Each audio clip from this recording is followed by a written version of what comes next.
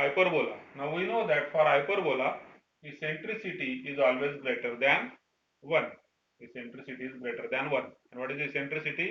Sp upon Pm is equal to E. So therefore we get Sp is equal to E into Pm. So that is the relation for hyperbola. Now there is another definition or another relation, or you can say as another property of hyperbola. Mod of Sp minus S dash P is equal to constant and it is equal to 2a. Okay, mod of Sp minus S dash P is equal to constant, that is 2a. In case of ellipse, काय होतं ते ellipse मध्ये Sp plus S dash P होता. Sp plus S dash P equal to 2a ellipse मध्ये. ठीक आहे, आणि इकडे मात्र हायपरबोला मध्ये Sp minus S dash P तो कॉन्स्टंट आहे. बरं, त्या ठिकाणी मॉड नव्हता, या ठिकाणी मॉड आहे. What is the reason? Distance is always positive, म्हणून Sp plus S dash P is always positive, म्हणून ellipse मध्ये आपण या ठिकाणी मॉड घेतलेला नव्हता. पण हायपरबोला मध्ये मात्र इथं मला मॉड घ्यावा लागेल, कारण हे सबट्रॅक्शन आहे आणि subtraction can be either positive or negative, म्हणून आपण या ठिकाणी मॉड घेतलेला आहे. Now this is what Sp and S dash P is what distance of any point on the hyperbola from the focus S and from the focus S dash. ठीक आहे, दोघं focus पासून त्या पॉइंटचं जे काही डिस्टन्स आहे त्यांचा डिफरन्स हा नेहमीच कॉन्स्टंट असतो. And it is always less than distance between foci. S dash is what? It is distance between foci. So that is another property of hyperbola. Standard form hyperbola चा काय आहे? x square upon a square minus y square upon b square equal to 1. ellipse मध्ये या ठिकाणी plus असतो, इकडे या ठिकाणी मायनस आहे. ठीक आहे, सो दिस इज स्टँडर्ड फॉर्म. आणि याचा एक कॉन्जुगेट हायपरबोला असतो, तोही आपण पाहिलेला आहे. ठीक, y square ची टर्म पॉझिटिव्ह, x square ची term negative, then it becomes a conjugate hyperbola. So there are two types of hyperbola. Now standard hyperbola and conjugate hyperbola. Now we are talking about standard hyperbola. आणि हे सगळंच सगळं replicate होणार किंवा duplicate होणार कोणासाठी? Conjugate hyperbola साठी सुद्धा. Okay, next, parametric form of a hyperbola is x is equal to a sec theta, y is equal to b tan theta. So that is the parametric form of a hyperbola. Sometimes it is also written as x is equal to a into e raised to theta plus e raised to minus theta upon 2, y is equal to b into e raised to theta minus e raised to minus theta upon 2. ठीक आहे, so these are the formulae for exponential form मध्ये sec theta आणि tan theta चे formula ठिकाणी घेतलेले आहेत. Next, auxiliary circle. ठीक आहे, auxiliary circle. Now auxiliary circle is a circle having center at origin and radius a. So auxiliary circle is x square plus y square equal to a square. So let us I'm drawing one hyperbola over here.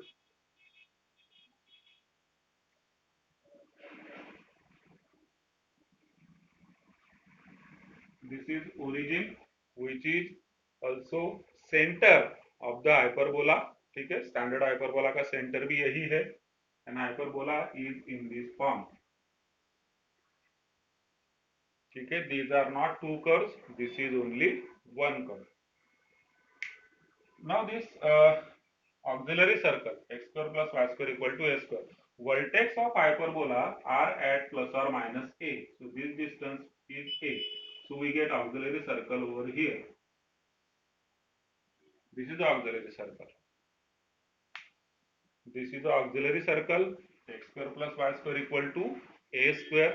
Second thing, हा या साइडला जो आपण काढलेला दोघं साइडला जाणारा open होणारा राइट हँड साइड आणि लेफ्ट हँड साइडला, it is a hyperbola whose equation is x square upon a square minus y square upon b square equal to 1. ठीक आहे, आणि इलिप्सचं काय इक्वेशन असतं बघा, x square upon a square plus y square upon b square equal to 1. So it lies over here. This is ellipse. This is ellipse. So as you can see, auxiliary circle of ellipse and hyperbola both are same. Ellipse मध्ये मधल्या टर्मचं sign plus आहे, इथं minus आहे, म्हणून त्यांचा area तो divide झालेला आहे. इलिप्सचा एरिया सोडून इकडे जो आहे आणि इकडे जो आहे that is called as hyperbola. Auxiliary circle centre आपण पाहिलं. Diameter is transverse axis. Diameter is transverse axis. See, radius is a. Radius is a. It means diameter is 2a, and 2a is nothing but it is the transverse axis. In case of ellipse आपण त्याला काय म्हणायचो? Major axis. या case मध्ये आपण त्याला म्हणतो transverse axis. So this 2a is transverse axis. That is the diameter of the auxiliary circle. And 2b is called as conjugate axis. Y axis वर असणार तो, that is called as conjugate axis. Relation between AB, we know that b square is equal to a square in bracket e square minus 1. So this is the relation between A, B and E. So for any given parabola, hyperbola, if you know A and B, we can find out E. आणि एकदा का तुम्हाला A, B आणि E मिळाला की मग आपण त्याचे vertices, त्याचा फोकस, त्याचा डायरेक्ट्रिक्स सगळ्या गोष्टी आपण फाइंड आउट करू शकतो. ठीक. इसेंट्रिसिटी साठी याच्यावरूनच, याच रिलेशन वरून आपण सिंप्लिफाय केल्यानंतर हा फॉर्म्युला मला मिळतो. Eccentricity E is equal to √1 plus b square upon a square. So that is the eccentricity. Just a second. As you can see, there is similarity between all these conics. Parabola असू द्या, hyperbola असू द्या किंवा ellipse असू द्या, same concept आहेत सगळीकडे. Directrix असणार, फोकस असणार, वर्टायसेस असणार, टँजंट असणार, नॉर्मल असणार. ठीक. So next point, origin shift झालेला असणार. If origin is shifted to HK, then we will use shift of origin formula. It means x square becomes x minus h bracket square, y square becomes y minus k bracket square. Then this is nothing but it is the equation of hyperbola after shift of origin to HK. Obviously, axis remaining parallel. Second thing, now axes are not x and y axis, or even the lines which are parallel to x and y axis. Now let us say if axes are changed to any two lines, obviously axes are always perpendicular to each other. X axis and y axis is perpendicular to each other. Their intersection is nothing but center or origin in case of a standard hyperbola. Okay. So similarly, if we are choosing two lines L1 and L2 which are perpendicular to each other, then obviously they can be treated as axis. म्हणजे असे न घेता मी अशी एक line घेऊ शकतो, अशी एक लाईन घेऊ शकतो. ठीक आहे. These lines are not parallel to x and y axis, but these lines are perpendicular to each other. So we treat this line 1 as x axis, we treat this line 2 as y axis, and we get a hyperbola like this. So this is applicable to any curve. Parabola असेल किंवा ellipse असेल त्यामध्ये सुद्धा आपण पाहिलेलं. ठीक आहे. We get a hyperbola like this. Condition is L1 should be perpendicular to L2 and they should act as the principal axis. Principal axis म्हणतो आपण त्याला. जो एक ऍक्सिस आहे L1 त्याला आपण म्हणूया मेन ऍक्सिस म्हणजे transverse axis, and this one is conjugate axis L2.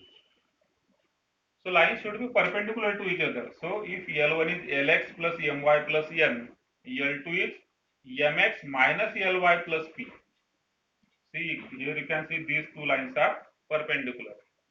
C can be any number. म्हणजे ax plus by plus c च्या फॉर्म मध्ये जर तुम्ही कंपेअर केलं तर c वेगवेगळा असू शकतो किंवा असतोच. आणि हे मात्र इकडे l असेल तर इकडे मायनस l, इथं m, इथं m.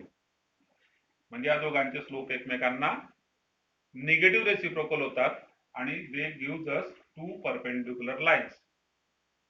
So in that case L1 acts as transverse axis मी सांगितलं, L2 acts as conjugate axis, and then equation of hyperbola is L1 upon under root L square plus M square whole bracket square divided by a square minus L2 upon under root L square plus M square whole square divided by B square equal to X.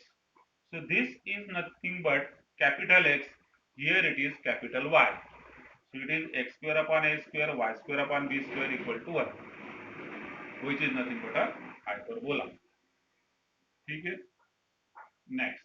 Now this is position of a point. We have already discussed this position of a point with respect to hyperbola or ellipse or parabola, whatever. It depends upon equation of the conics. जैसे कि यहाँ पर equation of conics यस क्या है, x square upon a square minus y square upon b square minus 1. ये वाला जो 1 है हम लेफ्ट हैंड साइड पर लेकर जाएंगे तो हो जाएगा -1 and this must be equal to 0. ठीक है, इक्वल टू 0 होगा. तो इसका मतलब अगर हमें पॉइंट P चेक करना है, x1 y1 is the point, we need to check whether this point P is inside the hyperbola or outside और ऑन द हाइपरबोला. 3 कंडीशन होती है. ठीक है, अब हाइपरबोला के केस में इनसाइड आउटसाइड कहाँ पे एक बार समझिए. इनसाइड वाला जो रीजन है ना, दिस कंप्लीट रीजन, ये वाला इनसाइड हुआ, ये वाला भी इनसाइड हुआ. ठीक है, ऑन द मीन्स इस कर्व के ऊपर, then it is on the hyperbola, it is satisfying the equation of the hyperbola. Outside मतलब हाइपरबोला के बाहर, ये वाला जो इतना पोर्शन है, यहाँ पर है, यहाँ पर है, इधर है, इधर है. ठीक है, then it is what outside the hyperbola. ठीक है, एक जस्ट सिंपल आप यहाँ पर समझ सकते हैं. जो ओरिजिन है, ओरिजिन इज अ पॉइंट, ये पॉइंट ओरिजिन हाइपरबोला के आउटसाइड पे है ना. It is a external point, origin is a external point, it is not lying on the hyperbola. देखिए ओरिजिन के कोऑर्डिनेट आप देखिए, ओरिजिन के कोऑर्डिनेट है 0 0. अगर हम इस इक्वेशन में पुट करते हैं, सो दिस इज 0 -1, मतलब हुआ -1 इक्वल टू 0 होता है क्या, नहीं होता है. तो इसका मतलब ओरिजिन आपका हाइपरबोला पर नहीं है. फिर दिस, इसका जो भी आंसर है -1 is less than 0. So therefore origin outside, origin is outside the hyperbola. तो हम इस तरीके से चेक करते हैं. यस हमने लिख दिया, पॉइंट P x1 y1 है, so we put x is equal to x1, y is equal to y1 and we will find out s1. If s1 is less than 0, तो इसका मतलब पॉइंट कहाँ पर है, outside the hyperbola. s1 equal to 0 हुआ तो on the hyperbola, s1 greater than 0 हुआ तो इनसाइड द हाइपरबोला. ठीक है, अब नंबर ऑफ टेंजेंट्स कितने निकलते हैं. अगर पॉइंट आउटसाइड द हाइपरबोला होगा, so you will get 2 tangents. ठीक है, you will get 2 tangents from a point outside the hyperbola. On the hyperbola होगा तो there is only 1 tangent. Inside the hyperbola होगा तो no tangent, you will not get any tangent. Let us see intersection of a line and hyperbola. let us say line is y is equal to mx plus c, hyperbola is x square upon a square minus y square upon b square equal to 1. Now to find intersection we have to solve these two equations simultaneously. मतलब क्या करना है हमें, we will use substitution method. we will put y is equal to mx plus c in the second equation. ठीक है, second equation यहाँ पर y square है तो मैंने लिख दिया mx plus c bracket square. now this complete equation is quadratic in x, so obviously it will give you two values of x. अब ये दोनों वैल्यूज या तो रियल होंगे या फिर इमेजिनरी होंगे, डिपेंड करता है. रियल भी हो सकते हैं, इमेजिनरी भी हो सकते हैं. आपने देखा है क्वाड्रेटिक इक्वेशन सॉल्व करने के बाद इमेजिनरी वैल्यूज भी आ सकते हैं. ठीक, so either they will be real और इमेजिनरी. अगेन एक बार आपको x मिल गया, so we'll put that value of x in equation first to get value of corresponding y. तो हमें 2 पॉइंट मिल जाएंगे, या तो रियल होंगे या तो इमेजिनरी होंगे. अगर दोनों पॉइंट्स आपके रियल होंगे, so it means it is cutting, this line is cutting the hyperbola in 2 points. अगर दोनों पॉइंट एक ही पॉइंट हुआ मतलब कोइंसिडेंट पॉइंट बोला जाता है ना. अगर ये दोनों पॉइंट एक ही पॉइंट हुआ, so it means it is touching the line in 1 point. अगर दोनों पॉइंट इमेजिनरी हुए तो इसका मतलब line is touching the hyperbola at imaginary points. मतलब हम ये बोलेंगे कि हम तो रियल सिस्टम में काम कर रहे हैं, so will say that it is not touching the hyperbola. ठीक है, तो ये 3 केस आते हैं, और ये 3 केस किस पर डिपेंड करते हैं? Depends upon this 3 conditions. ये आपको मालूम है, this is condition of tangency, c square equal to a square m square minus B square. So this is condition of tangency for a hyperbola. C कहां से मिलेगा आपको? लाइन से। M कहां से मिलेगा? लाइन से। ए और बी हाइपरबोला से। तो ये 4 वैल्यूज आपको मिलने के बाद अगर आपकी ये कंडीशन ट्रू होती है, then it means this line is touching this hyperbola in one real point, that means it is a tangent. If c square is less than this value, then we get 2 real points. It means it is cutting the hyperbola in 2 points. So it is a secant. ठीक है, जो cut करके जाएगी वो second होगी। Third condition, if c square is greater than this particular value, then we get no real point. We get no real point. It means in this case the line is neither touching nor cutting. तो ये 3 condition हो गए हमारे।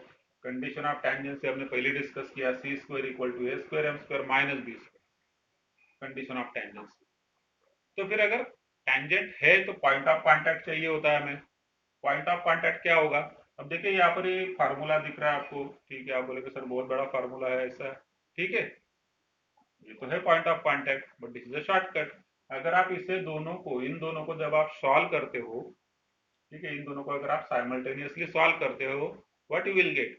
You will get values of x and y, and they are nothing but they are point of contact.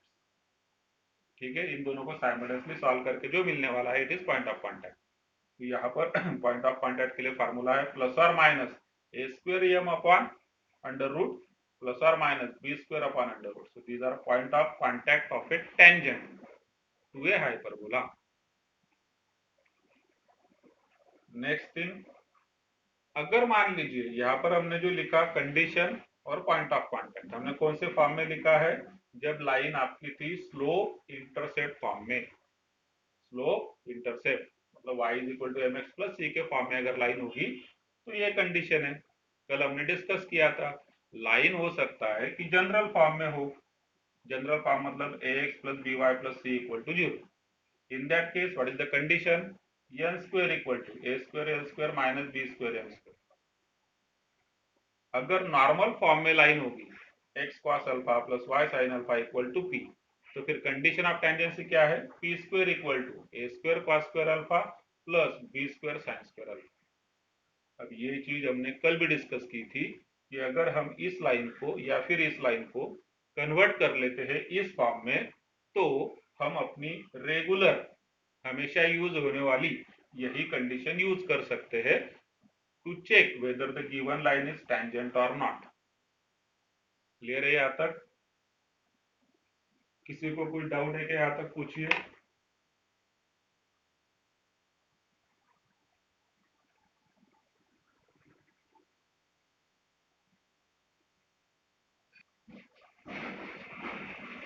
Now, what is equation of tangent? Equation of tangent at a particular point x1 y1 is x1 upon a square minus y1 upon b square equal to 1. So what we have done? We have replaced this x square by x into x1. We have to replace this y square by y into y1. Then we get equation of tangent in Cartesian form. This is in Cartesian form. In case of parametric point, है ना, parametric form में equation of tangent क्या हो जाएगा? So just we have to replace this x1 by a sec theta and y1 by b tan theta. हमें replace कर देना है, will get cartesian form of equation of tangent, sorry parametric form of equation of tangent. x और y को हम replace कर देंगे parametric form में। स्लोप फॉर्म में क्या होगा? स्लोप फॉर्म में equation of tangent is y is equal to mx plus c, and where value of c is what? It is plus or minus under root a square m square minus b square. अब ये value of c आपको कहां से मिली? यही condition of tangency से मिली। This is condition of tangency. c square equal to a square m square minus b square. तो c क्या हो जाएगा? प्लस और माइनस अंडर रूट, तो यहाँ पर c हो गया प्लस और minus under root. So it means we get two tangents. We get two tangents with same slope. We get two tangents with same slope. कैसे दो tangent अगर मैं इस पर्टिकुलर फिगर में ड्रॉ करना चाहूँ तो कैसे होंगे दो tangent? Basically these are two parallel tangents. Slope इनका same है, मतलब two parallel tangents we will get. ठीक है, we will get two parallel tangents having same slope m. जिसे हमने पैराबोला में भी निकाला था, जिसे अगर इधर से एक आएगा तो एक इधर से सेम स्लोप की एक लाइन आपकी आ जाएगी. So there are two parallel tangents to a hyperbola having same slope m. Point of intercept है ना, ये जो c है, it will be plus and minus. Next thing, director circle. अब डायरेक्टर सर्कल क्या होता है? It is given by x square plus y square equal to a square minus b square. What is director circle? Definition हमने ऑलरेडी देखा हुआ है. Director circle is nothing but it is locus of perpendicular tangents to a conics. Then it is called as a director circle. Locus of perpendicular tangents to a conic. जैसे अगर ये perpendicular tangent यहाँ पर ये हो जाएगा, देखिए this one and this one. अगर मैं ऐसे निकालता हूँ तो perpendicular हो जाएगा. तो ये सारे जो भी पॉइंट्स होंगे, जितने भी पॉइंट्स होंगे ऐसे, जहां से आप दो टेंजेंट निकालेंगे जो एक दूसरे को परपेंडिकुलर होंगे, then it is called as a director circle. And it is a standard circle, means its centre is at origin. ठीक है, और रेडियस क्या होगा? अंडर रूट ए square minus B square. Radius हो जाएगा अंडर रूट ए square minus B square. अब centre तो origin पे है, तो इसका मतलब सेंटर तो रियल है, but radius can be real और जीरो और इमेजिनरी. क्योंकि रेडियस है आपका अंडर रूट, चलिए फार्मूला लिख लो यहाँ पर, radius is equal to under root A square minus B square. इसका अंडर रूट हो जाएगा, because X square plus Y square equal to R square होता है, तो इसका under root A square minus B square is the radius. ठीक है, अब अगर B square is less than A square होगा तो यहाँ पर आपको पॉजिटिव वैल्यू मिलेगी, अंडर रूट के अंदर पॉजिटिव वैल्यू मिलेगी. सो it means it is a real circle. Radius is real means circle is real. अगर B square equal to a square हुआ तो ये दोनों वैल्यू सेम हो जाएंगे, अंडर रूट में जीरो हो जाएगा, मतलब रेडियस आपकी जीरो हो जाएगी. ठीक है, रेडियस जीरो हो जाएगी.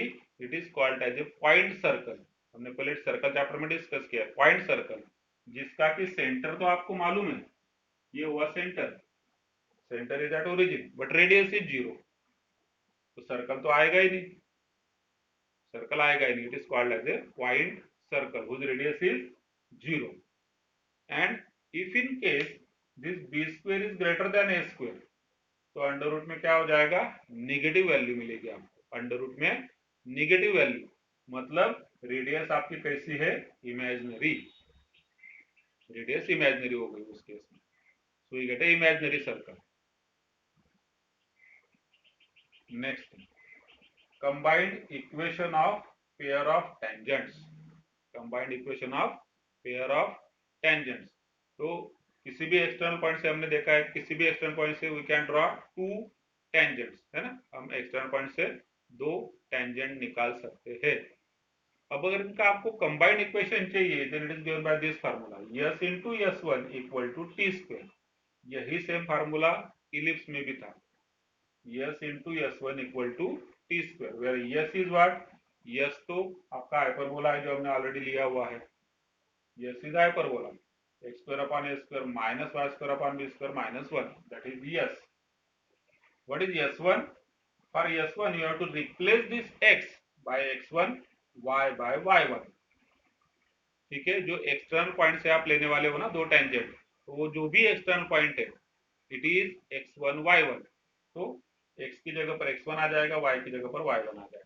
then we get s1 and t is nothing but tangent. tangent का इक्वेशन आपको मालूम है, x x1 upon a square, y y1 upon b square, ये यहाँ पर आ जाएगा. so s into s1 equal to t square gives you combined equation of pair of tangents from an external point x1 y1. ठीक, next thing equation of chord of contact, equation of chord of contact. अब जब external point से मैंने दो tangent मान लीजिए निकाल लिया, ठीक है, ये वाला एक्सटर्नल पॉइंट है, समझ लीजिए ये एक टेंजेंट हो गया, दूसरा टेंजेंट हो गया, तो ये दोनों टेंजेंट इस हाइपरबोला को दो पॉइंट्स में टच करेंगे। इन दोनों पॉइंट्स को जब आप ज्वाइन कर देते हो then we get chord of contact. और इसका इक्वेशन क्या होगा, इसका इक्वेशन होगा x x1 upon a square minus y y1 upon b square equal to 1. So it is nothing but it is equation of tangent also. ठीक है, but equation of tangent में देखिए, इक्वेशन ऑफ टेंजेंट ये दोनों आपको same भले दिखता हो, थोड़ा सा कंफ्यूजिंग है, ये दोनों आपको सेम भले दिखता हो, सेम ही है, डिफरेंस क्या है फिर दोनों में, ये इक्वेशन ऑफ टेंजेंट है, it means this is equation of tangent at particular point x1 y1। तो इस केस में x1 y1 कहां पर है, आपका हाइपरबोला पर है, दिस इज x1 y1, ठीक है, ये वाला x1 y1 है जो कि हाइपरबोला पर है, और वहां से जो आपने टेंजेंट ड्रॉ किया है ना, उस टेंजेंट का इक्वेशन ये हो गया। ठीक, और अगर हमें कॉर्ड ऑफ कॉन्टैक्ट जब निकालते हैं तो x1 y1 is outside the hyperbola, chord of contact निकालते समय x1 y1 is outside the hyperbola, यहाँ पर x1 y1 है which is outside the hyperbola, यहाँ से आपने दो टेंजेंट निकाला है, फिर इसका जो कॉर्ड बनेगा कॉन्टैक्ट पॉइंट ऑफ कॉन्टैक्ट का, that is called as chord of contact. दोनों के इक्वेशन सेम ही होते हैं फार्मूला के हिसाब से, ठीक है। नेक्स्ट थिंग, अभी हमने लिखा chord of contact in cartesian form, chord of contact in cartesian form. अगर पैरामीट्रिक फॉर्म में हमें चाहिए तो इक्वेशन दिया था आपका x upon a into cos of theta 1 minus theta 2 upon 2 minus y upon b into sine of theta 1 plus theta 2 upon 2 equal to cos of theta 1 plus theta 2 upon 2। अब इस case में parametric form में we are getting two points on the hyperbola, ये दोनों point है, but now they are not given in cartesian form, cartesian form में नहीं है, they are given in parametric form theta 1 and theta 2। तो इस point के लिए पैरामीटर थीटा 1 है, इस पॉइंट के लिए थीटा 2 है, this is the equation of chord of contact in parametric form. Equation of chord if mid point px1 y1 is given, ठीक है। अब कोई भी कॉर्ड हाइपरबोला की कोई भी कॉर्ड अगर हमें उसका इक्वेशन चाहिए जिसका कि हमें मिड पॉइंट मालूम है,